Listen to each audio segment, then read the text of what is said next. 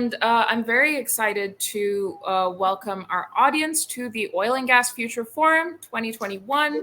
I'm Carla Certain. I'm the editor of Oil and Gas Middle East, and I'm the host and moderator for the forum today. To start us off, before we head into the panels, I just want to talk about where we are today. So after a very turbulent year, oil prices are relatively stable around the $80 per barrel range. Major sustainability initiatives are taking hold across the region. We just saw Saudi Arabia's Crown Prince Mohammed bin Salman Al Saud announce a national net zero emissions goal for 2060. We've seen hydrogen as a priority for energy companies globally, and the GCC is clearly taking steps to turn the region into a hydrogen hub. And now we're slowly returning to our workplaces and cautiously recovering from the rigors of the COVID-19 pandemic. So that raises a lot of questions. What will the oil and gas sector look like in a year, in 5 years, in 10 years, by 2050? One thing I can tell you for sure, it probably won't look the same as it does today. So the experts we've gathered today will discuss some of the major topics that will impact the future for oil and gas. I'm very excited to be here as part of this forum, and I'd like to thank our audience members for joining us as part of these discussions on the future of the industry. As a reminder, we are always happy to take audience questions, so please send them through the chat box, and we'll try to take some of them at the end of each discussion. So going into our first panel, we're going to start off the day talking about hydrogen on the horizon. Hydrogen has been on the minds of industry executives across the region, with major players betting big on its potential, but challenges remain. Ultimately, the question is, how do we find a realistic way to leverage this promising resource?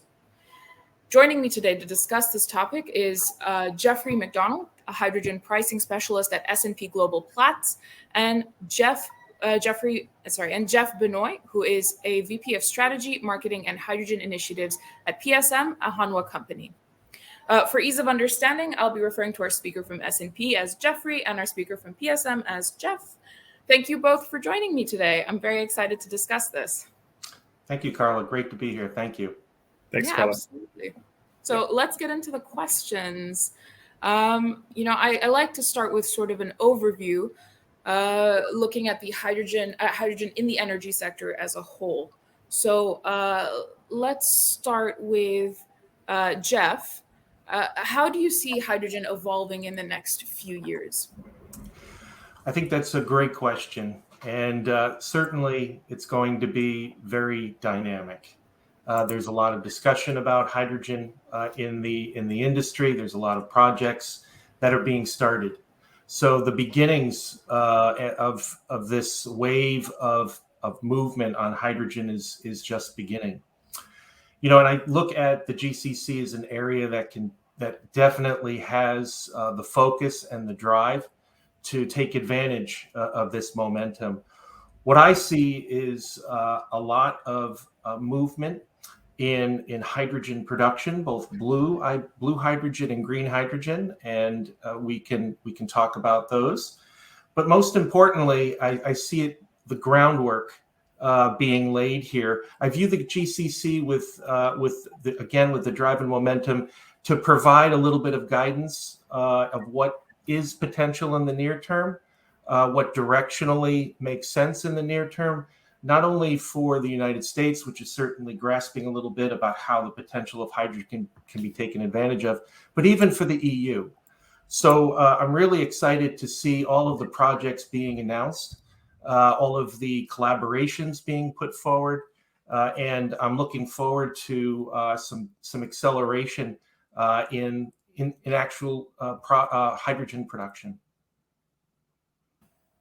Okay. Now, Jeffrey, I'd like to hear your perspective. I mean, where do you see hydrogen moving in the next few years? All right. Thank you, Carla and Jeff. It's very nice to be here. I would echo what Jeff was saying, but maybe put it into a word: disruptive. I think we know currently over 70 million metric tons of hydrogen are produced every year. Oil refining and petrochemicals, ammonia synthesis, and steel production are about 95% of the current demand. So if you look at the carbon emissions from conventional hydrogen production without carbon capture, that's equal to roughly the carbon emissions of the UK and in Indonesia. This is IEA made that That's been well known. But in a net zero environment, we're still waiting, and we're still waiting to see what comes out of COP26. Hydrogen could be transformative. So we've seen at Platts. We followed, nearly 20 countries have released national hydrogen strategies in the last 18 months. We see a future where the existing hydrogen demand is decarbonized, and hydrogen use expands into many sectors of the energy system, like fuels, industrial heat, electric grid balancing. And Platts Analytics estimates a shift to zero carbon hydrogen in existing applications. So that would result, with modest penetration in gas pipelines and trucks, could reduce global energy CO2 emissions by more than 7%. So cleaning up those processes would create a significant dent in CO2 emissions, but add to it the harder to decarbonize sectors, like I mentioned, heavy duty transport, ships, trucks, rails, and buses, along with industry, and you start to understand the buzz around this fuel. Yeah, and there certainly is a lot of buzz. As someone who's reporting on the oil and gas sector, I mean, the headlines alone, there's plenty going on in hydrogen right now. So it appears that there's a really big future for hydrogen. But I'm curious to hear sort of maybe a little more critical take. So, what are the challenges? There is a lot of potential, but it's not all easy going. It's not all smooth sailing. So what are the major challenges ahead for producers who are aiming to leverage hydrogen in a realistic way? And Jeff, I'll start with you. Sure. No, again, a great question. One of the things that is definitely required, in my view, is going to be the build out of the infrastructure, and that's not going to happen overnight. If you think about natural gas industry, the distribution, the supply chain, and the demand is there, and it's a mature market. Hydrogen is at the beginnings, beyond the hydrogen required for industrial purposes and generated in a blue hydrogen manner. So what we're finding and what we're looking for, at least with my company, is how can we, on the downstream side, in terms of power generation and trying to leverage hydrogen, which takes vast amounts of hydrogen to potentially decarbonize a gas turbine, whether they're used in oil and gas or whether they're used in power generation, and facilitate the infrastructure upstream of the value chain.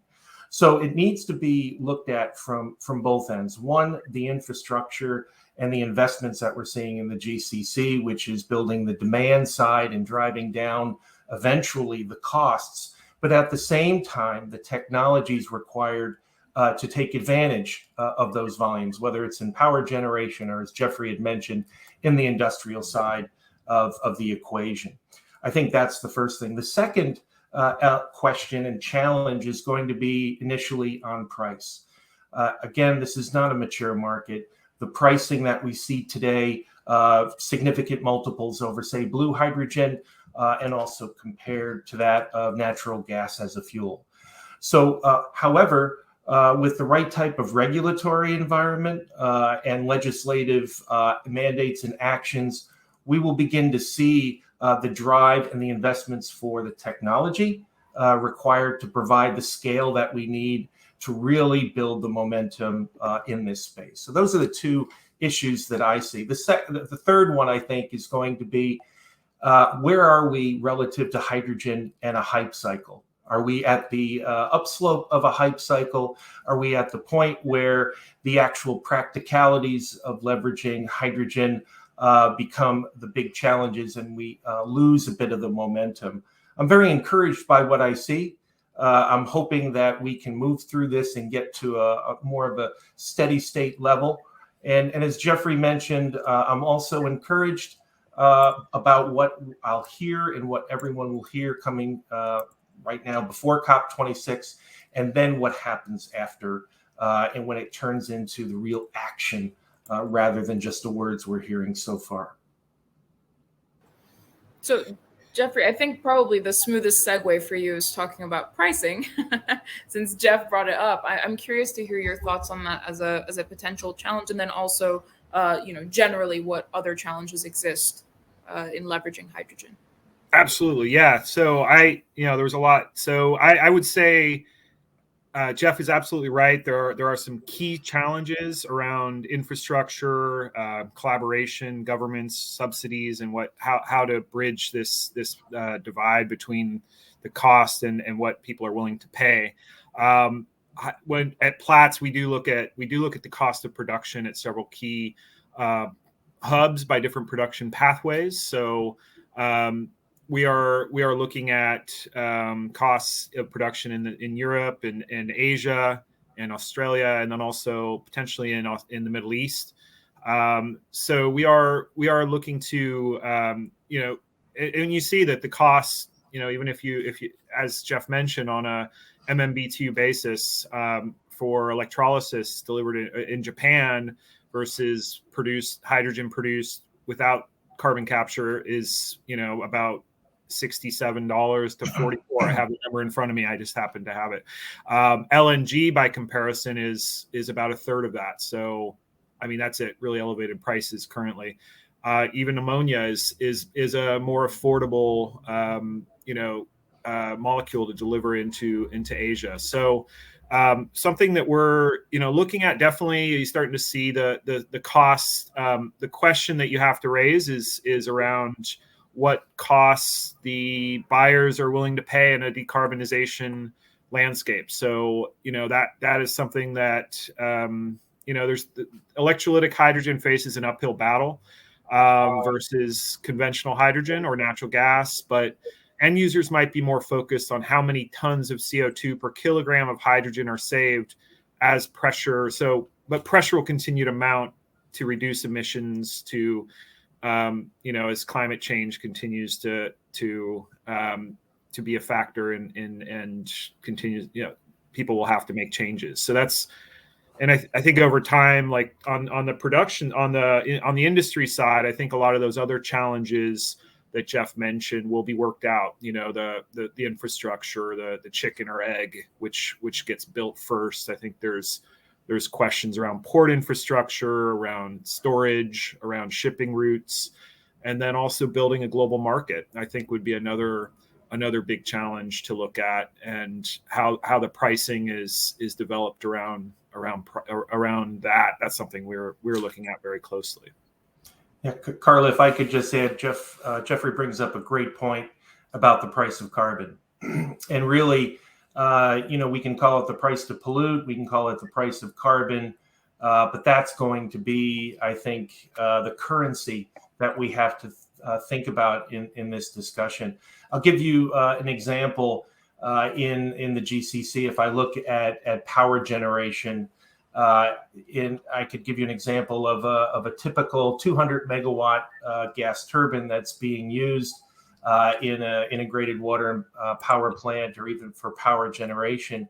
You're looking at about 130 metric tons of CO2 per hour being generated out of these devices, which draw them into the discussion as being very dirty. However, relative to hydrogen, there are ways to develop the technologies to fully decarbonize these energy conversion devices.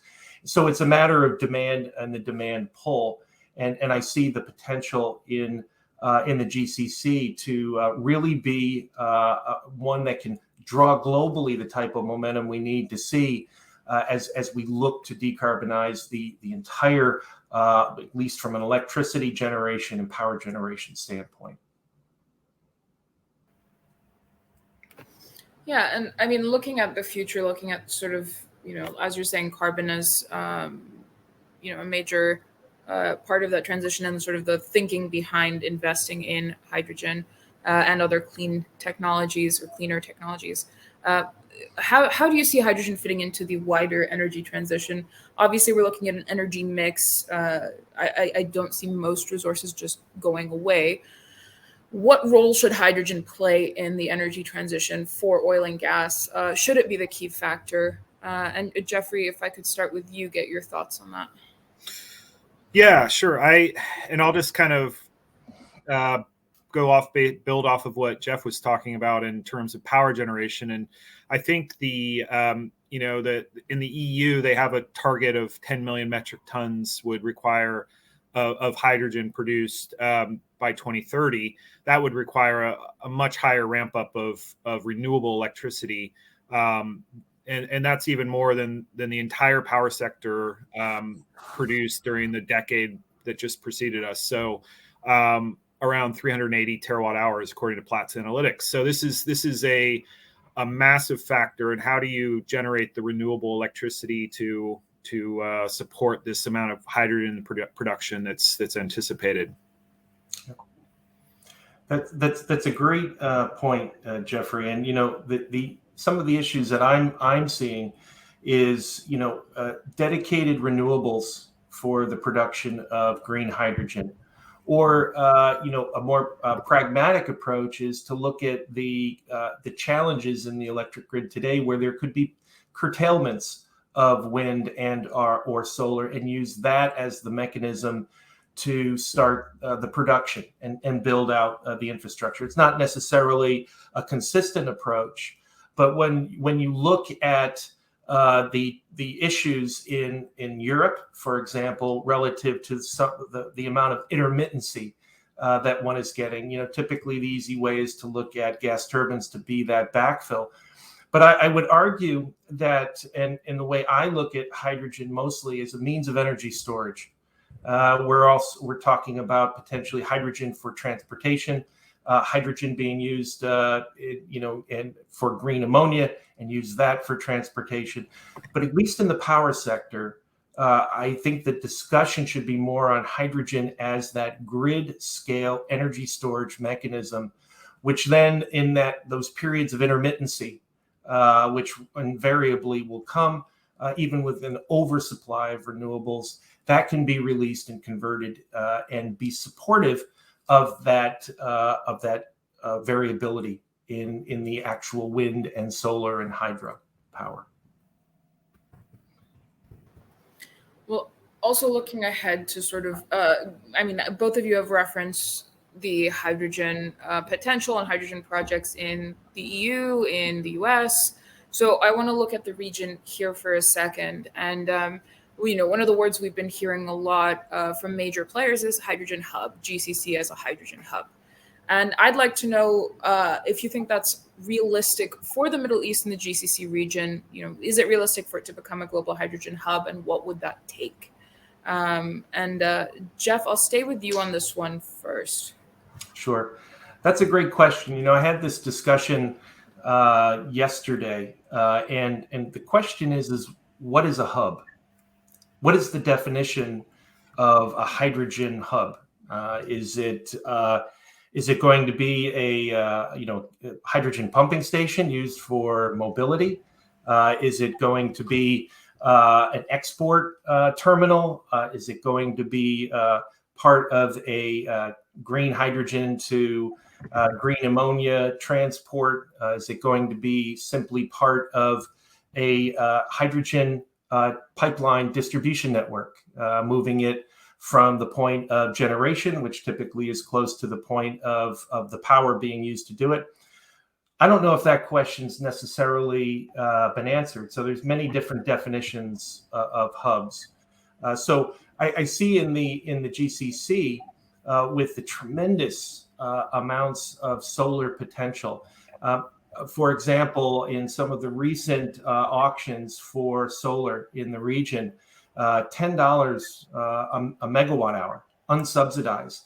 These are world record numbers. I think the closest one I've seen in the EU is almost double that, somewhere in the 17 to 20 megawatts an hour type numbers. So just the scale allows the discussion about what is going to be the power source for this generation of hydrogen to be a little bit more practical. And I see that continuing. And that will drive the definition and the growth of these hubs. Certainly, I believe mostly for external distribution to various countries for industrial processes.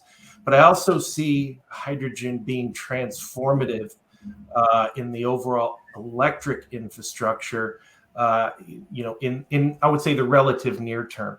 And for that, I'm quite excited to see the discussions, the amount of thoughtful dialogue that's going on in the GCC at various power companies at the government level, looking to accelerate it because they know it gives them a tremendous economic advantage and puts them squarely in the discussion about global decarbonization. Jeffrey, what's your perspective? Well, I'm envious of Jeff. He's done a lot more work in the region, although I did spend some time in the Middle East on a different capacity. But I would say that the Middle East is very rich in sunlight and has ample access to natural gas. So that makes it clean hydrogen and its derivatives like ammonia also potentially cost competitive compared with conventional fuels. So in a decarbonizing there's opportunities to exist either into Europe or through the Suez Canal or into Asia. We've seen a number of major projects announced. You hear partnerships with with Japan, with their largest refiner, INEOS, is looking at the Middle East as a region with some of the world's lowest levelized costs of electricity. It gives producers within the region an advantage and offers the operators of these new sites the potential to deliver cost competitive hydrogen or its derivatives like green ammonia into Europe and Asia. And we're seeing the biggest companies like Saudi Aramco and ADNOC leading efforts in their countries to become blue hydrogen and ammonia leaders. So it's it's both blue and green. I think the renewable projects are definitely on tap. We know about the Saudis developing $30 billion worth of renewable projects by 2030 with Aramco, and the list goes on and on. There's no doubt that the Middle East will become a region, the GCC will become a region that's looked at as a leader in the hydrogen and ammonia space. Jeffrey, just one other project that certainly got piqued my interest a number of years ago was with the city of Neom. That in terms of the amount of investment and just the drive in terms of looking to transform an entire new entity into pure green. And I think what comes out of those type of projects, particularly in the region, is to draw the focus and the necessary focus on investments to drive scale. So with that, I'm really excited to hear about that, and then the follow-on and the continued growth in Oman with the amount of investments there, in the Emirates with ADNOC, with TAQA, with Aramco, with DEWA. Everyone's beginning these projects. I think it's important to recognize there's a lot of discussion about hydrogen in terms of the negative aspects, in terms of pricing, in terms of distribution. And my argument goes back to 20 years ago when those same exact arguments were for renewables, was for wind power, was for solar. And whether it was pricing or whether it was locational issues or whether it was efficiency, it's the same type of discussion. And that's what occurs when you begin to have these disruptive discussions. You go through a bit of denial, right? And then you have to see the potential, and you begin to get some bit of rationalization here. And I think that's where we are today. The discussions, that I've had in region where I spend a lot of my time, particularly in the Emirates, but also in the Kingdom, is that you have tremendous amounts of idea and momentum, and they're looking for those demonstration projects to be able to provide the quick successes that put the projects on a fast track. And that's what we're seeing in the GCC. That's what we're seeing in the United States, where I also spend a fair amount of my time. It's what can you do to help drive the dialogue and the conversation about leveraging green hydrogen and also blue hydrogen as part of this transition to a fully decarbonized power grid, for example. So I see the momentum certainly in the region to be very exciting. And you've both already touched on the potential of both blue and green hydrogen. So instead of elaborating on that in general, I'd like to sort of dive into blue hydrogen. There was a study that came out in August which found that burning low carbon hydrogen for heating resulted in 20% higher GHG emissions than just using conventional natural gas. And I'm curious to hear, what should the role of blue hydrogen be in a lower carbon energy mix? Is this something that we should rely on heavily? Do we need to invest more in green hydrogen? What role should it play? And I think, Jeff, I'll start with you on this. Sure. That's a great question, and I guess I would say this. I view blue hydrogen as being critically important to drive the scale, simply because today we're dealing with the economics. A lot of the decisions, particularly those on the sidelines, are going to use price as part of their decision-making process. So I view blue hydrogen as critically important to drive through to green hydrogen. It's very interesting with some of the companies that I talked to in Europe. And I asked them, well, what about blue hydrogen? There's certainly sequestration infrastructure that's in place, certainly with Equinor. I said, what about blue hydrogen, and just looking at that and developing the sequestration and the pipelines for CO2? And their answer was quite simply, we are concerned about the regulatory environment and that they'll close the window. And as you know, with oil and gas, the windows of investment and the returns on investment are in the 10 to 15 to 25-year cycle.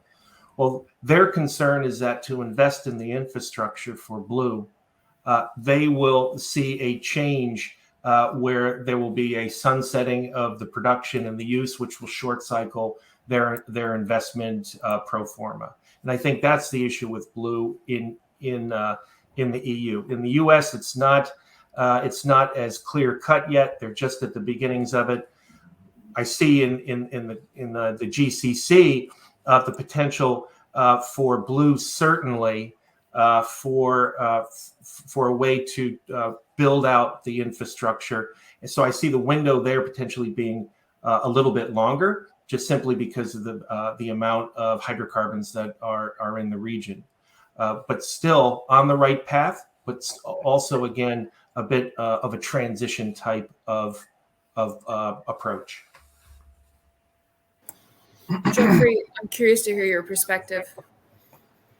Yeah, I have I've looked. I think I have 2 points there. Really, is around, first of all, the production capacity around blue versus green. If you look at Platts Analytics has done a production database, and we've recently come out with some numbers on this, and generally looking at the global water electrolysis project pipeline, there's over 300 projects totaling around 18 million metric tons per year of capacity, but the pipeline is still well below the target that the European Commission has set of 10 million metric tons per year.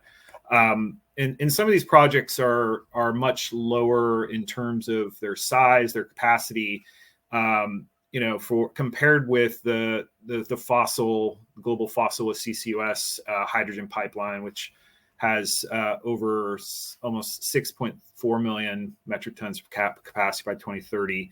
So the capacity targets are much higher in terms of hydrogen produced per year. And that's one thing to look at. And then the second is in terms of the actual cleanliness of blue hydrogen. And just looking at the study that was done in August, I think some of the assumptions were debatable, or particularly around energy efficiency and carbon capture rates. So looking at some of the blue hydrogen projects, like Air Products had invested $4.5 billion, or planning to invest $4.5 billion into a new hydrogen facility in Louisiana, using a target capture rate of 95% CO2. So some of the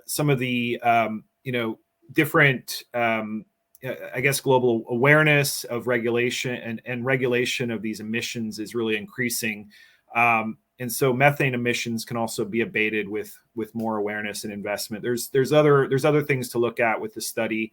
that are, that Platts Analytics has also been that we've been addressing or looking at in terms of, where these emissions would, how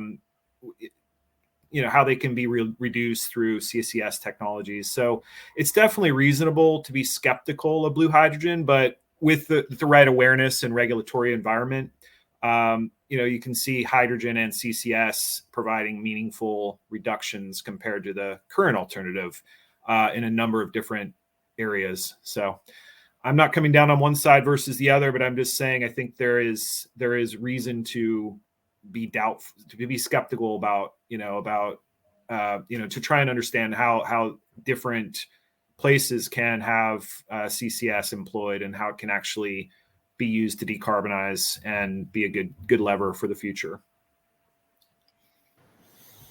And we have time for a couple of questions from the audience. We have two from Basil Agag. The first question, looking at the energy mix, while everyone is trying to comply with COP26, we can still see coal increasing dramatically. Would you agree that in order to transition to neutral or zero carbon, gas needs to remain for some time? I'm curious to hear your thoughts. Jeff, let's start with you. Sure. Yeah, excellent question. And, recognize that at least from a power generation perspective, looking at natural gas, you're looking at half the carbon intensity on a megawatt basis. So that's the first approach. So I do believe natural gas is a sound approach in supporting the various global economies to transition. Now, with that comes the aspect of distribution of natural gas and availability of natural gas. So that's the second thing that needs to be addressed. The third, again, when you look at a power plant, you're looking at a 30 to 50 year life cycle, is that are you assured in this transitory energy environment that those pieces of high technology will be able to be fully decarbonized? And that's the question also in many of these countries that have coal. They also have a tremendous base of gas turbines. The next area there is there technology that can be deployed into these gas turbines within the next, say, 3 to 5 years, which can fully decarbonize and address the gas turbine aspect. So it's a bit of a stair step in terms of the approach. One, what mechanisms can we use, both in terms of the distribution of natural gas, the installation, and utilizing the full potential of gas turbines as we reduce the amount of coal. We have to balance the societal needs there as well, but with the right mechanisms, we can do that. And then recognize that you can, and we will be, and are focusing on the full decarbonization with the right combustion technology approaches in these gas turbines to make them a critical part of that renewable grid. So yes, it's a matter of the mechanisms to accelerate the reduction of coal, but it needs to be balanced. I also view it necessarily needs a more global approach. And that's one of the themes I'm hoping comes out of COP26, is to provide that roadmap and to provide the commitments in order to do that on a global basis. Yeah, I would just add, I mean, I know China has introduced its net zero by 2060, and some of the other, US. I mean, there is the further down the road, there are commitments, but I think the nearer term needs to be also, there needs to be nearer term goals. But in addition to that, with coal, I mean, I come from reporting on coal was my previous job as with Platts, and you see the increasing number of coal demand. It's been in some of the, and I think Jeff alludes to this, just there are economic disparities that need to be addressed. With respect to countries like India or other, China, and how do we, make those, I think the clean technology approach is probably the best one. That I think that could be good. And then further on, down the road, eventually moving in towards more renewables development away. I think that COP 2026 will come up with is definitely moving in that direction. So, yeah, that's. Unfortunately, we're out of time, so we can't address all of the questions in the public chat box. However, I'd like to thank both Jeffs for joining me today in this fascinating discussion. Obviously, there's a lot more we need to learn about hydrogen as its use continues to grow, but there's deep promise there. I'm excited to see how that unfolds. So thank you both for joining. Thanks for having us, Carla. Thank you so much. So now we're going to take just a short break while our speakers from the second panel join me on screen, and we'll be back shortly.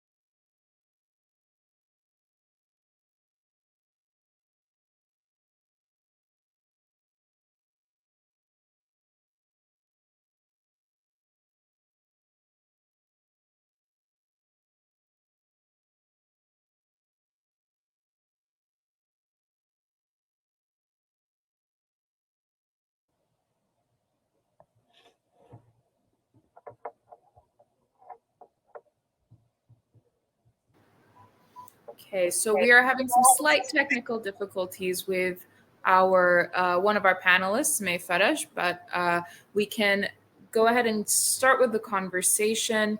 We are moving on to our discussion on health and safety, which is obviously a key concern in the oil and gas industry in general, which has inherent safety risks and hazards, but even more so during the COVID-19 pandemic. So how do we recover and strategically focus on HSE to take it into the future? And what does HSE even look like in a post-COVID world? Those are the questions that our panelists will hopefully be helping me to answer. We have May Faraj, who is the head of environment and sustainability at WSP in the Middle East, and Sean Hannum, the EMEA head of HSES for global engineering firm McDermott, who's apparently having some technical issues, but he'll join us shortly. Oh, there he is. Great. Welcome to you both, and thank you for being here today. I'm excited to take this conversation ahead and find out your perspectives on HSE post-COVID. So, Sean, I'd like to start with you because I'd like to hear sort of the perspective from an EPC player, major EPC player. How did your own HSE strategy change during the pandemic? Yeah, I think it was definitely a surprise. I think the impact it had on individuals and the way they approached the workplace. And when we look at safety culture, I think we look at what's influencing people's behaviours. And what we saw was probably the when we look at behaviours, normally we see it distractions with one or two people, but then we saw everyone was distracted. And we needed to understand how to respond to those distractions and really make sure that that people were focusing on some pretty high risk activities. So that was probably one of the biggest things that we needed to adjust to quickly, was to the sheer impact across the wider workplace and workforce. That was probably the biggest thing, and the biggest challenge there was with leadership and getting leadership to understand how they had to respond, because they had to be more personable. They had to show more empathy than they really thought they needed. And I think that was the first big step. And it was a step in the right direction because of all of the things we've talked about over the decades, over leadership and engagement and empathy and care and trust, came together very quickly. And I think that the messaging and the awareness was always there, but I think the realization and the awakening was the big thing from the leadership, and how they had to be more visible and more active, not just when they thought it was appropriate, but consistently, particularly in the Middle East where your workforce may be living in accommodation, staff accommodation. You've got people 24/7, and when they've got so many distractions going on around them, the way you approach people was different. And I think that it was a big opportunity to strengthen the approaches we had in the past. Yeah, and I'll take the next. Sorry, I'm hearing an echo. Could you please just mute your microphones if you're not speaking so we can avoid the echo? Thanks. Taking it to May, I'd like to hear about, what do you consider to be the main challenges and the main opportunities that surrounded HSE during the pandemic? What changed for oil and gas companies? Again, that's a very, very interesting and timely question at present. And again, we've seen that there, especially in the Middle East, there has been a huge, I would say, shift in terms of spendings and funding, particularly when it came to aspects related to health and safety and environment, but more specifically health. And again, that really touches on Sean's point there around, again, the mental health aspect, the well-being of the workforce, and so on. And that was very, very sort of very clear, again, as being, yes, it was a challenge because maybe certain aspects were not necessarily focused upon as much, but at the same time, it shifted it towards a more important area, and that is really the health and well-being of the workforce and employees. And again, simple examples are things like recentering and refocusing on HSE priorities when it came to the healthcare matters, for instance, even things related to pandemic management and control systems. Those were all opportunities as I see them within the industry. Again, other aspects are also the spearheaded sort of KPIs that were put out there by organizations. Again, a lot of spending had gone into them, but again, spending in the right area and right space, which was there, existed previously, but as I see it, has actually evolved further up, and again, ended up in an opportunity over there. Again, another opportunity that I've seen is also relevant to the space of the realization of digital and automation and the importance of that. Again, the unmanned systems, the unmanned assets that you have on site, which actually reduce incidents, reduce your exposure on site, and hence help you look forward towards something that is more automated, which again previously was a drive, but wasn't a drive as we see it nowadays. That shift, that transition that exists out there, and then again the acknowledgement that came with the challenge of, yes, there is a rise in incidents, there is a rise in cases, but again, there is a diversion towards an opportunity related to health. So this is really something that I've featured again in front of clients, in offices, and even within the organization I work for, which is also WSP. So yeah, that's really it. And I think it's very interesting to see that from both perspectives, looking at it from a very human perspective, and then also looking at, the robotics and I guess less human Yeah. perspective, and how both of those sort of come together. I think that's very interesting. Sean, I'd be curious to hear your perspective on, challenges and opportunities in HSE. Yeah, and I think what we actually also saw is we were challenged from so many perspectives, but I think May touched on it as well as technology and innovation. We had to be innovative, and it's not to say that we weren't performing what we thought was well and where our clients were satisfied. It was all about how we could actually evolve, and technology played a big part in that. We all know that we were remote working and those sorts of things. In a project environment, you don't have that luxury. You had to go back to some simple basics of, as we mentioned, the care and trust. We've got to keep these people, our people, in a safe environment, and we must understand what they're going through personally, and that took time and effort. And I think that was the biggest.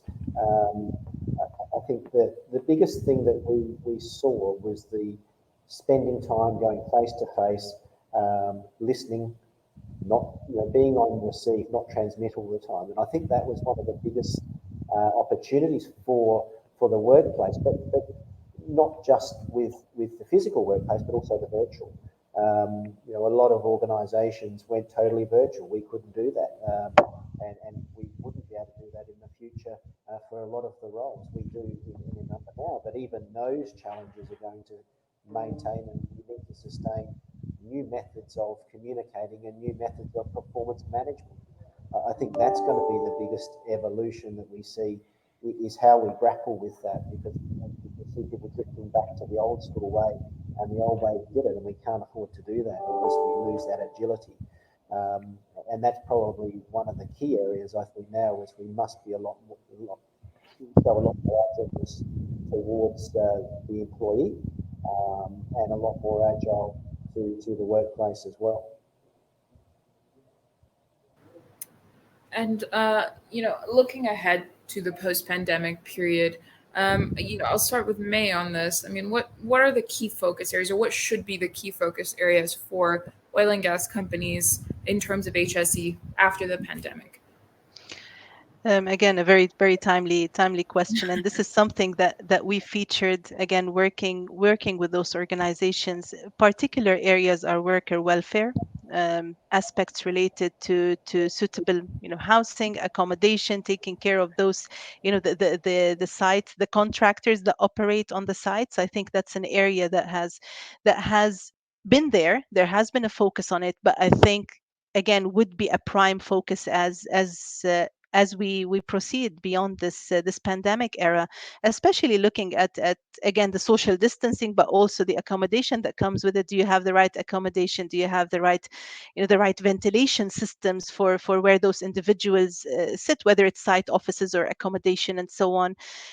Again, another big area I think that would be a focus as we progress further is psychosocial and mental health.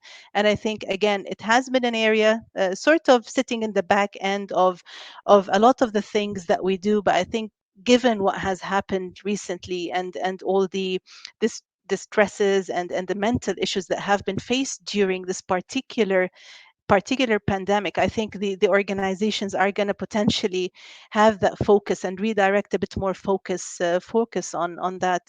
Again, the general employee safety expectations are going to drive the workplace. That would be the main drive, whether it be your offices, your sites, and so on, whether it's the indoor air quality, the exposure thresholds, all of that, because again it's bringing up the health element, which had been previously, I would say, combined or not as exposed as it used to be compared to safety previously. Usually with those organizations, safety and process safety is prime.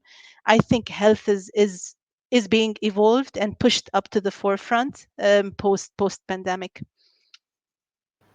Are you already, so my question is just sort of a follow-up to that, because Yeah. When we talk about HSE, typically my conversations, it usually is like gas detectors. It's, so very much on the, like you say, the safety side, and less on the age, on the health side. Are you already seeing companies sort of redirecting the focus towards mental health, or is it something that it's an expectation? It is happening. We see it. Again, it's more towards so whenever, for instance, we're approached by organizations, we see a lot of training, a lot of module that is driven by mental health. We see it as part of the culture. So culture assessments, the behavioral aspects that come with particular support work that we offer those organizations. We see a lot of that. So it is surfacing. And hence this is sort of a trend that I foresee would be probably another phase that we're going to see, sort of the evolution of health to sort of be aligned with safety and process safety, and again that economic aspect that comes with process safety and so on. And so you see this as sort of as what the positive outcome Yes. from the pandemic is. We're moving towards that. So would you say that before pre-pandemic, it really wasn't sort of on the radar for oil and gas in specific, in terms of mental health specifically? It was there. It was there. I wouldn't say as evidently. So it was as part of, say, your HR, protocols. You have to have them there. I'm speaking, sort of generic of what we've seen. It was part of a procedure, part of something that sits there. Is it really implemented as much or put on the forefront as much, or the spending been given in that space, as in, we want a consultant or specialist, behavior specialist to come on board and help us assess the mental health and the behavioral aspects associated with particular individuals in the office and on the site. So there is sort of a shift and direction towards investment as well. Okay, and so you've already mentioned maybe an area for growth in HSE, but I'm curious to hear, I mean, May, where do you see the most potential for growth in HSE? What are the opportunities?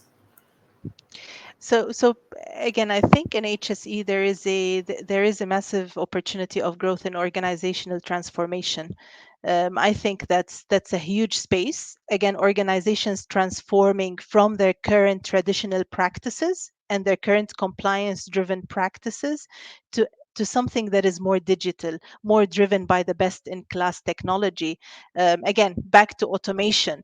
I think that is the trend that we see currently with many organizations, particularly the energy and the oil and gas sector in general, where there is a shift from actually an organization following, again, the tick in the box, the compliance driven approach, to something that is more best in class, aspirational, something that would be driven towards a future that is more, digital, driven by the best technologies available out there, and again, driven by that human element as well, in terms of the mental health and the behavioral aspects and so on that come with it. But again, really, the organizational transformation is something that I feature as being sort of a star in the current market trend.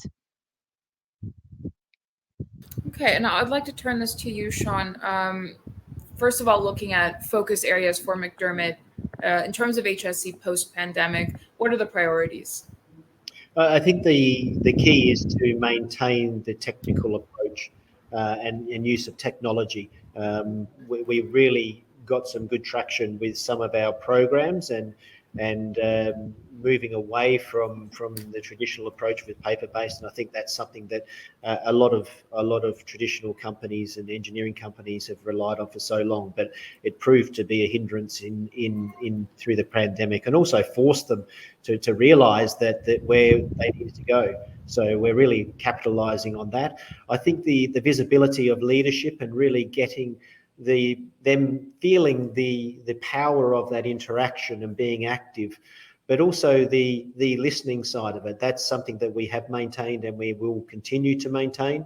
And we've actually had very strong feedback from areas of the business where traditionally or previously I wouldn't say we struggled, but they haven't really grasped the concept as well as other areas. And I think that was something that we will all appreciate then. And we all know when people were asking with genuine care, how are you? They meant it. And I think the pandemic was a great leveler, that it didn't sort of look at a workforce of the front line where we look at injuries and illnesses from the industry, and traditionally it's the frontline worker. At this time, it was everyone. And I think that leveling created more of a compassion and understanding of what everyone was going through. You'd have a conversation and it touched everybody. You knew someone. Even in the early days, it was quite unusual and people weren't quite comfortable with what was happening. But then 6 months in, 12 months in, 18 months in, and we see a whole different approach to the pandemic now as well. So the information flow needed to be something that was accurate, and we still suffer from inaccurate information on the pandemic, and we need to make sure that we're clear. It's provided in a timely fashion.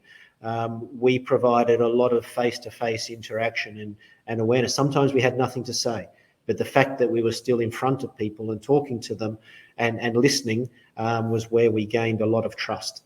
And that has been carried on through the rest of the pandemic. But we're now looking to see how we can make sure that learning is continual and not something that was just for an 18-month, 24-month period. I think we've got a lot to learn, and we've got a lot to learn about our people.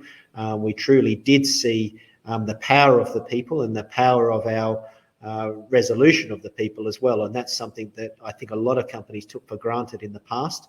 We now see the great resignation. What that is leaving, it's leaving a lot of gaps in organisations, and then you're bringing new people in, so you've got to then reintegrate them into your organisation and the culture you want to have. So a lot of organisations are grappling with that new direction as we speak. The employee retention is quite critical, but we're seeing and hearing across not just the oil and gas industry, but a lot of other industry, people aren't coming back, and we need to understand why. And we need to address that very quickly, as we heard in the previous speakers on hydrogen and where that's going. Energy transition. It's going to be a whole new landscape in the future, and we need to be preparing for that now, not losing people from the industry. Yeah, so there's definitely, a people focus, and I think that's it's very interesting because, again, the conversations on HSE typically aren't people focused in this way, and as you say, it's not frontline workers, it's everyone. I think that's very interesting. Now, I'd like to take this back to you, May. When we're looking at sort of strategic HSE implementation, looking at it with the future in mind, with specific goals in mind, what do energy companies in the region need to know? Again, a very, very interesting question. And I think, as we start looking at what really drives, or what is really the core and focus of the energy sector, it is really the process safety and occupational health of what you have on those sites, in those companies and organizations. And hence, what needs to be done is to ensure that the right systems are in place. And this would make sure that, again, your public and the workforce is safe. You have the right reputation, you gain the confidence of your stakeholders and shareholders, again, along with many other benefits. So really, the main driver behind this is going back to the basics, and the basics being, you need to make sure your systems are working well. You need to make sure that what you have in place is operating well, again, with an aspiration in mind towards the transformation, which is something I had mentioned previously, looking at what the aspiration would look like, as in, do we need to integrate digital and so on. But all of that would really be driven around those primarily basic elements of process safety and occupational health. And again, when it comes to strategic implementation, I think this was something that Sean had mentioned earlier. It is really driven by senior leadership commitments, and there needs to be an urge to change existing practices in order to achieve HSE excellence. And if that doesn't exist, then whatever aspiration you put in place, whatever system you put in place, will not function and work and give you the real outcome that you want to achieve at the end.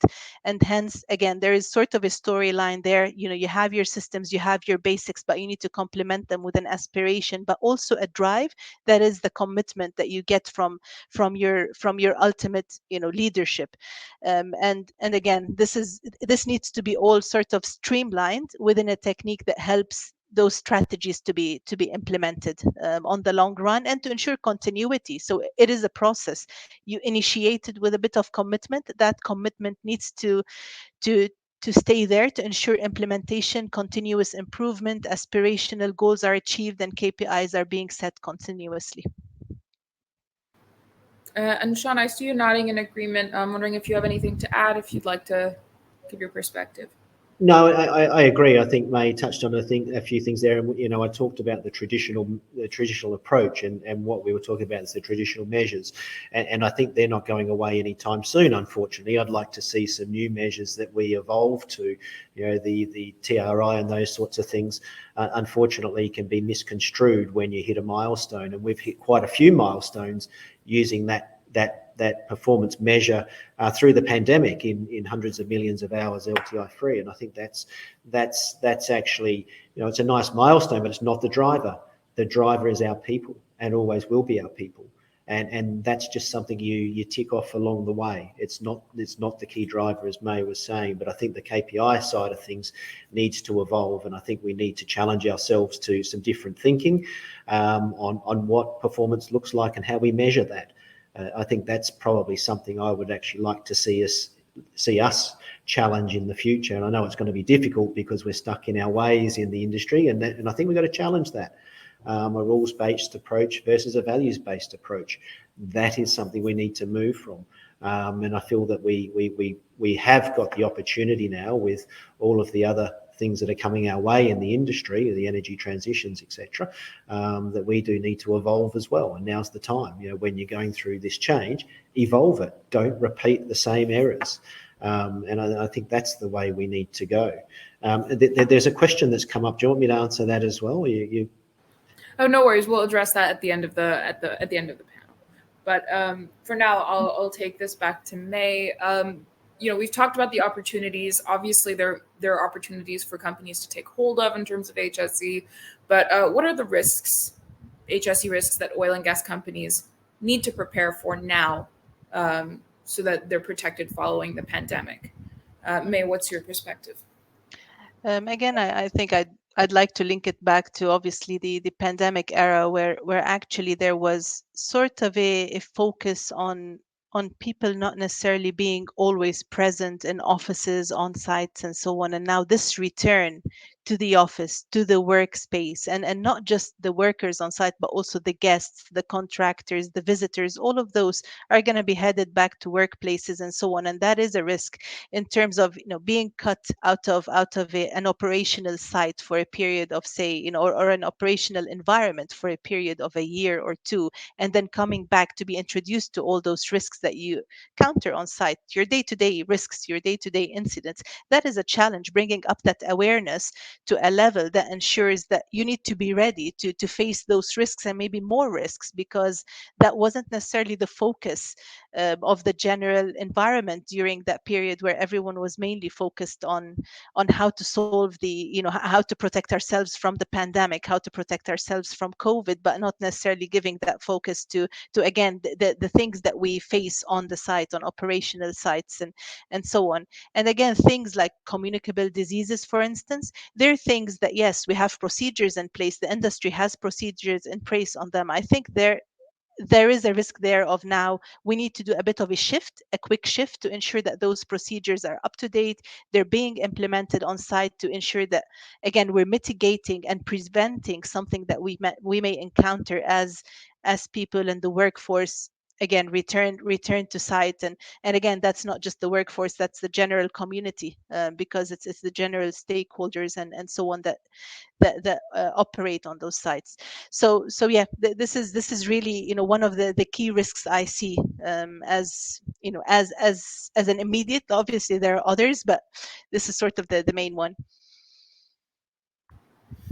Sean, I'd be curious to hear what you think are the biggest risks that oil and gas companies need to prepare for. I think May really hit it on the head when she said the reintroduction of staff. We're working through those challenges now, with the ramp up in some of our locations, and particularly when you're talking about offshore work, and then you've got the minefield of quarantines, vaccinations, etc. You've got a lot of extra cost, you've got a lot of extra time and care you need to put into your staff, and mental health comes up to the front of that. If you're putting people in quarantine and you're doing all these things and you can't allow them to move freely because of the restrictions, it is something that we need to change, and we need to change the approach to that.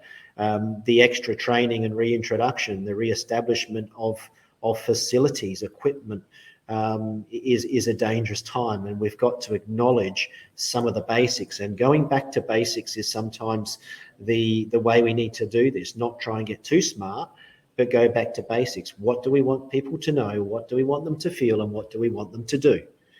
Simple. If we try and overcomplicate that simple message, sometimes we will create more problems.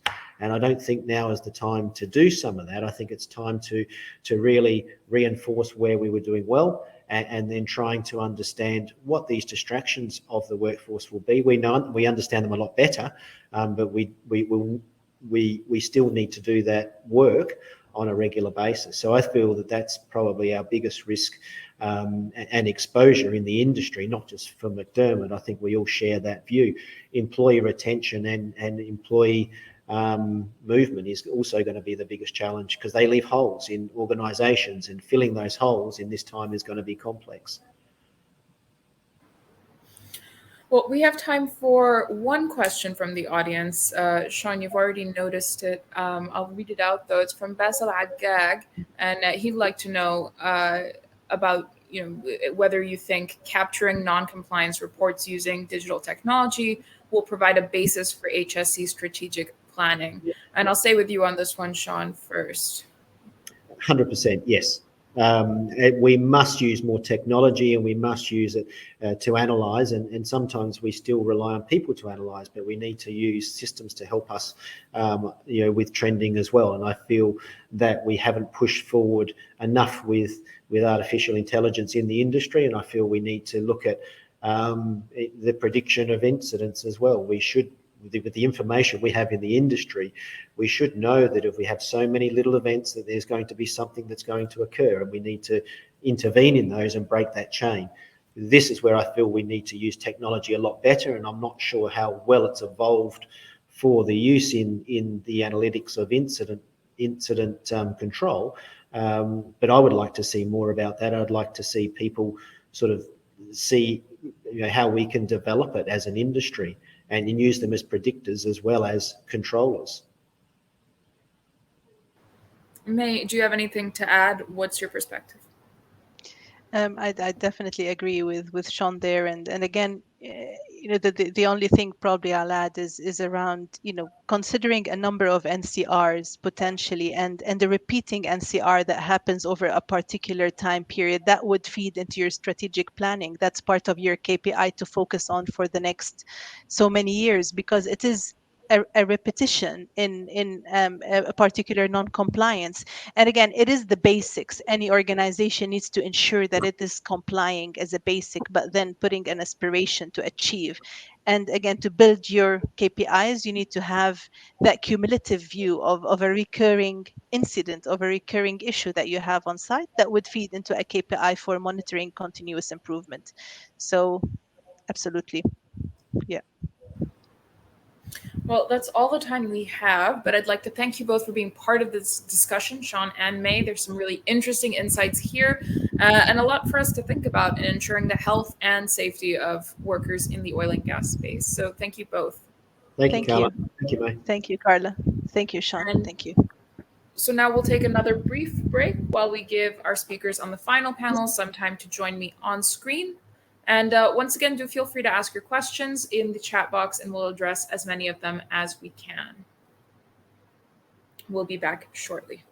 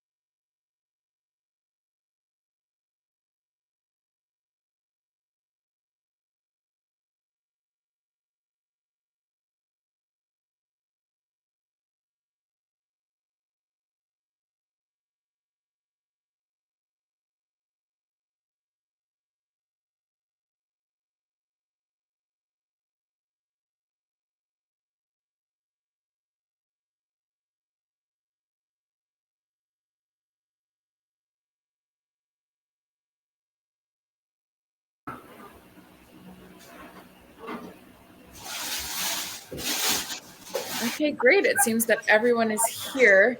And, we are talking about the oil and gas future. So you can't talk about the future without talking about the next generation of engineers. They're the ones who are going to have to usher in a new energy industry, and they'll have to adapt to a shifting energy landscape. So what does that really mean? How do we set them up for success, and how do we upskill our existing oil and gas workforce? Luckily, I have two experts joining me today to help me tackle those questions. We have Dr. Ismail Labid, who is the Director of Studies for Petroleum Engineering at the School of Engineering, Geoscience, Infrastructure, and Society at Heriot-Watt University, Dubai. And we have Afsha Dokadia, who is the Head of Learning and Development at Larsen & Toubro Hydrocarbon Engineering.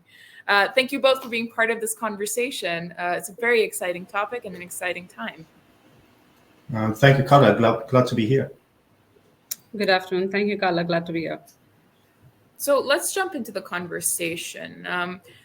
Before we go into the future of training, of engineering, of petroleum engineering, let's look at what's happening today. Let's look at the past few years. So starting with you, Dr. Ismail, if you could tell me, how has petroleum engineering changed in the past few years? Are we seeing an evolution? Are we seeing a trend? So I would say the big change started in 2015 when the oil price collapsed from $120 to $60 a barrel. So then we have seen that the companies are focusing more on reducing their cost. And by reducing the cost, so we are trying to just improve our productivity. So since then, we have been asking engineers to do more, actually with less, with reducing workforce. So we are we have increased the workload on them, and we have been asking them to do more, even outside of their expertise. So we can say the borderlines between disciplines has been a little bit not clear, And we are trying to address that by using artificial intelligence at the moment. And the next thing is the Paris Agreement in 2015, where different countries and different companies as well, they committed to reduce their carbon emission. So there's another challenge for our industry where petroleum engineers, they are faced with a new challenge to make sure their operations, the development and extraction of oil and gas from these reservoirs has little impact on our environment. So pretty much that's a summary of the change in petroleum engineering for the last 6-7 years. Yeah, I would definitely agree. 2015 was a big year for for oil and gas. A lot of changes. Afsha, I'd like to hear your perspective. How have you seen it changing in the past few years? I mean, obviously you're in the engineering space with LTHE. What do you think? How has it changed? Kala, I've seen a lot of change. Specifically in the last 2 years, we've seen a lot of change. There are new sectors that are coming up. We are talking a lot about, there's an amazing work that is happening in the hydrogen sector. And I was happy to listen to our first two speakers who were speaking about the green hydrogen and blue hydrogen. We see that the amount of projects that were greenfield projects are not that many, but there is amazing amount of work which is happening in the brownfield work. So you will see a lot of refurbishment work that is happening. You will see a lot of operations and maintenance work that is happening, a lot of development which is happening on green energy. That's one part from when I look at the entire sector and when I look at the growth opportunities, there are amazing opportunities which have come up after a 2-year lull as we see from COVID. The second aspects that, what Ismail was saying, that, you have very stringent sustainability targets, ESG targets. You have a lot of stringent targets when it comes to health and safety. So all the organizations are trying to reduce the carbon footprint, and likewise L&T also is in a bandwagon of doing that. And we are trying to, and that pushes us to think about innovative ways of doing the same things with lesser carbon emission.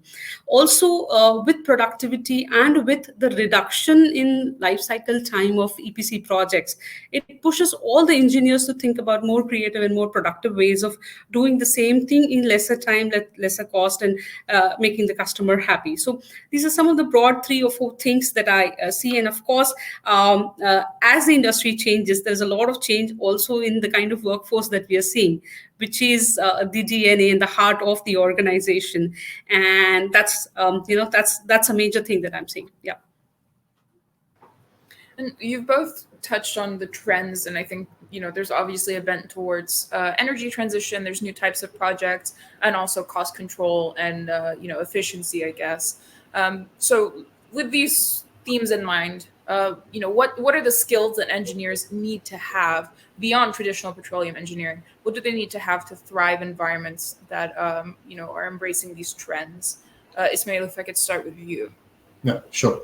So I would say oil and gas industry is one of the most complex industries that we have. We have so many different parts of the same industry that are so different, and they require different skills and different operations. So the way that engineers, they have been coping with the demand from employers to reduce the cost and to control the cost is by using artificial intelligence and data analytics. And pretty much from my opinion, I would say this is a new skill that has been demanded from the engineers. So the majority of engineers who graduated before 2015, I would say, they didn't see any, courses or syllables that are linked to artificial intelligence. This is something new, a new skill that has been demanded by the market or by the companies themselves. The other thing is, it's not something new, but the importance of this new skill, it has been increasing with time. That's the awareness of sustainability. So in different programs, in petroleum engineering programs, actually we have been teaching our students to be aware of the sustainability of their operations and their projects by asking them to reflect more on the social impact and the environmental impact of our operations. So these two different skills, they have been increasing in terms of demand and focus from different employers. If I add something to that, that would be the awareness of decarbonization. So sometimes we ask students or even say engineers to be aware what could be the other sectors or the other parts of the project that can be done in terms of decarbonizations. So they have to be aware of the CO2 emission of the different operations. If they are drilling a well, if they are producing or processing different fluids or oil and gas in the field, they need to focus and understand how much CO2 they are emitting during these operations. And if they can do anything to reduce the CO2 emission and even to maybe remove of some of the CO2 by injecting back CO2 to the underground, or even to think about how we can use the same assets, the same reservoirs that you have to use it as a blue hydrogen reservoir, to store hydrogen and to produce hydrogen from the same reservoir. So this is the new trends, I would say, or the skills I would see becoming more and more important in our industry. And Afzal, what's your perspective? What are the new skills that engineers need? Yeah, so I reflect on what Ismail is actually trying to say. So when I see that the entire industry is going through metamorphosis as is, we see that from the transactional engineering, we are looking towards more of the intellectual kind of guys who are coming in, because there are so many different problems which require a lot of solutions. Okay, so the knowledge worker is actually now required right from day one within any engineering organization. If I have to name some of the skills that I really look in for the youngsters who join: critical thinking, adaptability, agility. And when I say agility, we look at two different kinds of agility. We look at the technological agility, that the students should come in with a lot of bend of mind to adapt to new systems and work onto new systems on the go without a lot of hand holding, or they should be knowing a lot, because when we were doing engineering, a lot of us were not able to go through simulations. But today, sitting in a college, you are able to do a lot of simulation work. You're able to gather a lot of knowledge from different organizations. So digital agility is something which is at the core, which a student, which an engineer should definitely have. The second kind of agility that we are looking at is learning agility. How fast and how quick can you at the feet turn around and find solutions to difficult problems? Because this crisis and the last 4-5 years have actually pushed and positioned us to thinking very, very creatively. So critical thinking, adaptability, agility, independent thinkers are something that we are looking at. And also, if I may add a social vector to it, people who know how their digital presence is looks about, how their executive presence in the digital world looks around. Those who have got a lot of mental toughness, because this scenario is going to stay with us. So we require people who have got a lot of toughness to survive this kind of a scenario. So other than the technical aspects of it, we are looking at all these different DNA perspectives in the new engineers who are coming and joining the organization. And Ismail, obviously you're on the education side. How do you prepare young engineers for the new reality of the energy sector, which can include digitalization, can include energy transition? What do you do to help prepare them for that reality? So obviously, I would say there is a gap in terms of skills, what students they are getting now as skills during their programs, and what the companies or employers are asking for. So one of the gaps actually is, I would say, in a context of energy transition. So we will be using oil. So oil will not disappear in 10 or 20 years, but the role or the percentage of oil in the energy mix will decrease with time. However, during this time, we'll be extracting oil from what you call the mature fields, very old fields, with, let's say, 20, 30 years old fields. So to be able to continue extracting oil from these, we have to control the cost. We have to maintain productivity, even to increase productivity. So different universities, different petroleum engineering schools, what they have been doing is trying to address this gap of skills. So let's start with the mature field management.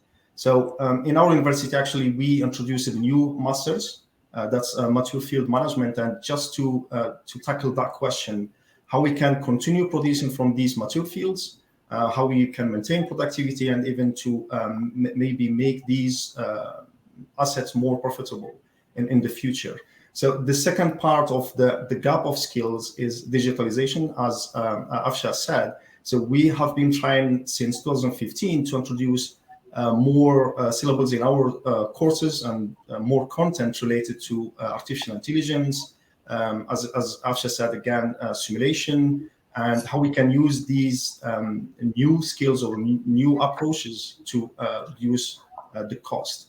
Next to that, different universities and even our university, they have been introducing new programs in terms of subsurface energy or geoenergy, what we call them right now. So these new engineering programs, they tackle different gap of knowledge or gaps, of skills that we have in terms of geothermal energy, how we drill and how we produce geothermal energy from these wells, how we store natural gas or even blue hydrogen in the subsurface. In addition to that, so the different institutes in terms of research, they have been doubling their efforts in research to tackle decarbonization, including, I would say, blue hydrogen or even storing natural gas and reducing the CO2 emission. So, and these universities and these institutes, they have been reflecting their research outcome or their research results in their curriculum or in their programs. So it's a fast-paced changing environment, even for academia. And universities, they are trying to cope with that change with their own solutions or their own new strategies. Yeah, and I think that sort of leads me back to you, Afsha, very naturally is, how do you actually apply training and upskilling to your workforce? I mean, how do you manage that? Right. So L&T always had a culture of learning and training, and a very deep-rooted culture. In fact, in a common parlance, we are also called as the Learning and Training Institute. L&T stands for Learning and Training also, but jokes apart. So what we have done is we have double-clicked on what are the experiences that are required to become a great engineer. Our organization is an absolute role-focused organization. And what is it that is required for a person to be a right incumbent sitting in the right role? So we went ahead and did a lot of work on the job training and providing the right kind of exposures that are required for a person to move ahead in the career. So it's a fluid organization. There are a lot of opportunities available because of the kind of scale at which we are growing and the amount of projects that we have got. So we said that all young engineers and all middle-level engineers should have the opportunity to get an on-the-job learning exposure, the right kind of projects which will position them for success. Okay, so OJT and simulation is something that we have really invested upon, and we have really worked onto it to give that kind of an empowerment and that kind of exposure. During this pandemic, we realized that whatever has to happen, the learning that has to happen virtually. So we went and invested hugely into virtual learning. So first and foremost, what we had to do is we had to train our internal trainers to become virtual facilitators. We did a lot of that and created a lot of content for our people on the technical aspects as well as on the behavioral aspects. We went ahead and we have got a lot of tie-ups with engineering colleges of repute and subject matter experts who can come and deliver online virtual sessions. One of the things that I'm really proud about is democratizing learning for everybody. So we said that let's cut the hierarchy. Anybody and everybody who wants to learn something will get learning. So you need not go through the hierarchy of your boss or a supervisor to get learning. If you're keen and if you really want to develop that kind of skill set, you will get it. Along with this, we are invested into technical self-evaluations and self-assessment. So if you want to really test what is the kind of skill sets that you have, you can go ahead and do that. We invested heavily into behavioral training also because we realized that the introverted nature of engineers specifically requires a lot of coaching and mentoring from the behavioral aspect of it. So focusing all together on the 70-20-10. Interestingly, one of the things that I would love to share over here is during the initial phases of the lockdown, we saw that people were happy to sit in a webinar which was of 2 hours.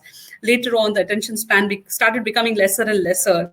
So we got an interesting concept from one of the young engineers, said that, all these Netflixes and all these series, they also come in bite sizes. Why can't we look at the bite size of learning? So we said, okay, we will have 2 minutes, 5 minutes, critical bites coming from the webinars. If you're just having that much of a time, you do that. You have a 2-minute bite and you pick it up, learn for yourself and go ahead. So a lot of innovation right now happening into the learning space to upskill and reskill all the engineering workforce. Yeah, and I think that's something we're seeing generally in media. We call that snackable content. So I guess it's snackable learning. But, we've already talked a little about the trends that exist in the industry today and how they might impact training and development. But I'd like to know a little bit more about the trends that are pushing training and development ahead and pushing it forward, making it either more available or advancing it in some way. Ismail, I'd like to start with you. What trends do you think are doing this? So obviously, the pandemic and our experience through the pandemic taught us a lot. So we noticed that we are not offering flexible solutions when it comes to training and education, and it took us a little bit longer to adapt to the pandemic situation. So, and knowing that we need to offer more flexible training for both students and engineers, students within their programs. So they need to be able to choose which course or which syllable they would like to take, and even they need to select which skills they have to maybe take to their program. In addition to that, for engineers, they have been working in the industry. Sometimes it's very difficult for them. I'll give you maybe just an example. For someone who has been working for, let's say, 5 years. And the engineer would like to develop more skills in, let's say, reservoir engineering. So they have to go back to a university to do maybe an MSc for 1 year or 2 years if it's a part-time. And in this context, it's not possible because we are in a situation where we want to control the cost, and there is a competition actually in the job market. So if you ask your employer to go and do maybe 1 gap year just to study reservoir engineering, that will be very difficult to do. So in our part as educators or higher education or academia, so we would like to offer more flexibility for these engineers without leaving their work. They can maybe do 1 course in 6 months, and they can do the other course in 6 months, and they have to be able actually to select which parts of the program they would like to take. So I think that there will be a need to go away from the traditional degree format that we have right now for more flexible training and educational or programs in the future. Yeah. And that sort of goes back to the point of agility and adaptability. So it's on both sides. I mean, the workers have to be more agile, but we can also expect that from institutions that are training these professionals. I think that's a great point. Afsha, what's your perspective? Actually, there are so many new things, as I was talking earlier also, that there are so many new innovations that have come up, Kala, that, it really takes up time to keep pace with it. So one of the things that I was also talking about, the web episodes.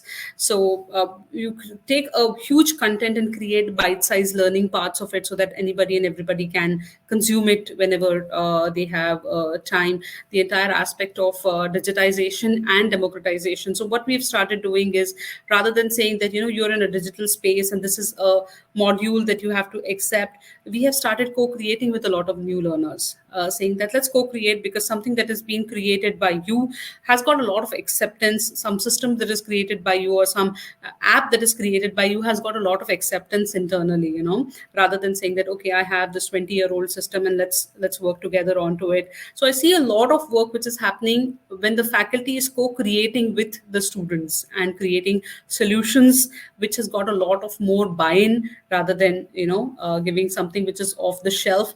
I see that a lot of people again are refocused, and research would show you that the moment you have got some kind of a transition coming in, a risk or a critical incidents coming in, people go back to academics. The number of PhDs rise, So a lot of people are actually looking at going back to campus and back to school. So the organizations have now, we have now looked at creating those kind of collaborations where people can go ahead for further studies and have a cafeteria approach that, okay, I want a psychology, but I also want a design engineering with it. A combination like that is not necessarily available with a university curriculum, but that is something that as an organization you can request the university. So that is something that is actually working on.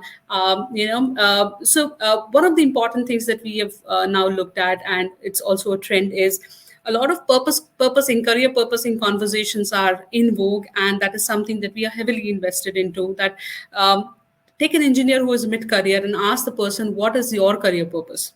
And how is it aligned to the organizational purpose? And then look at learning rather than giving the vanilla landscape of it. A lot of digitization learning, a lot of agility learning is something, a lot of design thinking is something that is right now we are working upon and creating solutions for the organization. So in totality, a whole new space and era, which we had not ever thought about, but this is becoming a new reality. And I guess sort of elaborating on this point or on this topic, I'd like to know where you see the biggest opportunity to both improve and develop training for young engineers. And that can be both before and after entering the workforce. And Ismail, I'll take it back to you again. Yeah, I would say the most important or the biggest opportunities that we can have in the training of our future workforce is to take in the new challenges as opportunities. So I've heard so many different engineers in the industry. They say, "I'm not be able to code. I'm not a computer science engineer." So they want to do anything with artificial intelligence or even coding simple algorithm. So again, this is a challenge for the engineer, but at the same time, is opportunity for the engineer, him or herself. And as academia or industry, there is an opportunity there to make sure that our engineers or our employees, they have the ability actually to go and tackle new challenges, new skills.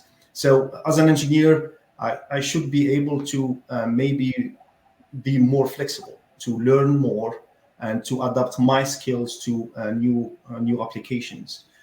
This is the reality now. Artificial intelligence and digitalization is a fact, and it's not something far-fetched right now. So it has been applied in our industry, and it is we rely on this new approach a lot just to reduce the cost and make sure that we can take our industry to the next level. So this is a major opportunity for both academia and companies to push their workforce to be more flexible, to learn more skills, even skills that traditionally is not part of the petroleum engineering expertise or discipline. Next to that, I would say, no, we don't talk that much about oil and gas industry, but it's a part of the energy sector. So we are not in silo, sitting just by ourselves as petroleum engineers, but we need to be able actually to communicate with other disciplines in the energy sector. I would say geothermal energy, blue hydrogen, and other renewable energy applications. And there is actually, I would say, there's an opportunity for both, I would say, employers and academia to use the skills that we gained in our oil and gas industry in these new sectors. So I will give you an example. Being able to maybe produce steam from geothermal wells and use them in renewable energy, it will rely heavily on the cost. So how much we can reduce the cost. So I'm sure that in the first session from this forum, experts who have been talking about how the increase or the high cost of using blue hydrogen or geothermal would be the most important challenge in the transition energy. So our energy, our sector, or our industry as oil and gas industry, it has so many things to offer in terms of expertise and skills on how to drill wells, how to manage the subsurface, and how to optimize production or using these assets. So I think these two opportunities, they can change the traditional way we look at the oil and gas industry, not as just producing fossil fuel that is maybe damaging our climate, but actually contributing to the energy transition and even accelerating the transition from fossil fuel to more renewable energy. And Afsha, I'm obviously going to pose you the same question, but I'd also like to know if there's anything you'd like to add to what Ismail has just said. I don't remember the thinker who said that a crisis is a brilliant opportunity which should not be missed. And, I think he's from either the Joe Biden or the earlier administration. But we see a lot of challenge and we see a lot of opportunity also. So the first and the most important thing, I'll start from the top. Why are we only talking about the youngsters? What we needed to tell a lot of our seniors during this crisis was that, you're not the answer in chief. Let's accept that there is a challenge and let's accept that there is a problem and we are going to adapt to it. And predominantly, this is an old industry. So whenever you faced a challenge, that was a technical challenge. But now we've started facing a lot of adaptive challenges, which requires a lot of critical thinking and a different kind of mindset. So we said that we will start training our leaders and our middle-level managers for that adaptive kind of a thinking, that there is not necessarily just one solution which will be applied, but there are different kinds of solutions which will be applied. So a lot of opportunities at developing middle and senior level leaders, a lot of opportunities at developing frontline supervisors also to manage this kind of a transition. A lot of challenge which I see, and we also found out a solution around it, was how do we provide psychosocial support to people who are available in your sites and distant locations, who are not able to come back to family and facing a lot of mental health scenarios. We started listening circles, we started giving the counseling support to people, we started being available for people whenever they were facing those kind of challenges. Another challenge that we saw is the last 2 batches of engineering who have joined us. We saw that they have spent the last few semesters online. When I say, Ismail, please don't mind me when I say this, that the amount of learning that a person would get in an in-person class, whereas when the person is doing class virtually, there is a big difference. Okay, and I'm not going to say whether it is good or bad, but there is a big difference. And as an organization, we have got set expectations and standards. So what we did is we generally have a 1 full year of induction for our new engineers who come in, which is called as Prayag and Step In. But what we did this time is we went and did a 6 months prior engagement and started training students from there. And that is what we call as GRACE, getting ready for an enhanced career within engineering. Because we said that instead of this person coming and getting a reality after joining the organization, let us first tell the person firsthand who we are, what we do, and making the person ready for the behavioral side of it, not necessarily for the technical side of it, because that's the most important DNA which was actually required. So while there are a lot of challenges and critical challenges that the scenario opened up, there is also a lot of opportunities of training people on green, training people on O&M, training people in the new kind of expectations that are coming in from the client side. How do we enhance productivity and reduce costs? Now, these are some of the things which can be learned. What I find difficult is from the behavioral side of it, and it's like a journey of every day, a new world wherein you try to develop new solutions for people to become better at doing their roles. And I guess my last question to both of you is, what advice would you give to young engineers who want to enter the field today? Ismail, I'll start with you again. Yeah, thank you. Yeah, that's actually a very good question. Usually I get the same question from my students and even from graduates. So I would say in our industry, as we started this session, it's very different from what is used to be before 2015. It's an industry with, I would say, a fast-paced changing environment where everything changes pretty much every day. So to be honest, I was really surprised to see the announcement from Saudi Aramco about their commitment to the CO2 emission initiative. That's something I was not expecting, to be honest, in maybe the next 5 years, but it happened, and it happened very, very fast. And this is just an example of how fast is our industry is changing with time. And this is can be seen as a challenge by students or young professionals, but at the same time is actually an opportunity to be more open to learn new things, to acquire new skills, and to maybe increase or strengthen their expertise in new areas. So I would say if you are a student doing, let's say, petroleum engineering program, you shouldn't be just concerned about learning the different modules in your program. Just if I know petroleum geoscience, if I know reservoir engineering, etc., I will be a petroleum engineer. That's not actually what is asked from our students right now. They need to be, first of all, pretty much aware what's happening in their industry by reading different magazines, attending forums like this one, and to know exactly what's happening there, what are the current challenges they will be facing when they finish their program. And they need to interact with these new challenges by even acquiring new skills they are not offered in their program. They need to be able to know that at least.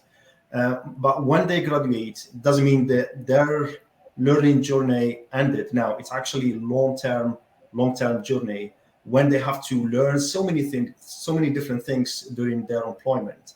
Since day one, they have to learn new things, as Afsha said, in their company. Sometimes they are faced with a gap of skills they didn't take maybe in their programs, and they have to update or to upskill themselves in new areas. But at the same time, what we have right now as an industry, it will be different from our industry maybe in 1 year or 2 years. And during that time, they have to actually continue their learning, and by, I would say, joining training programs, or even by using simple resources just like LinkedIn and training, and make sure that they are up to date with what we are asking from engineers in our industry. And as I mentioned, artificial intelligence is just one example.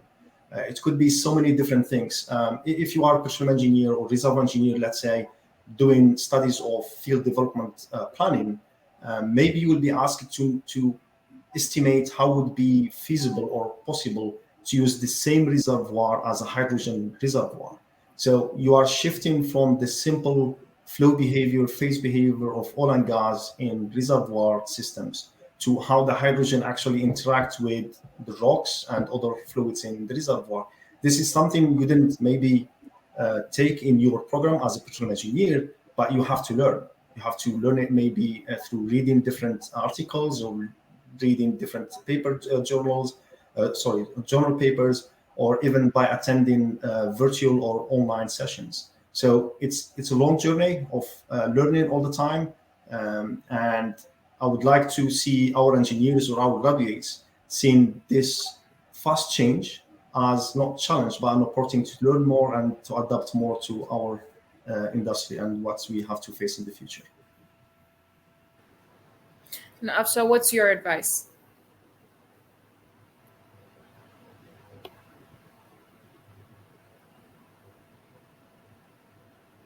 Sorry, Afsha, can you hear me?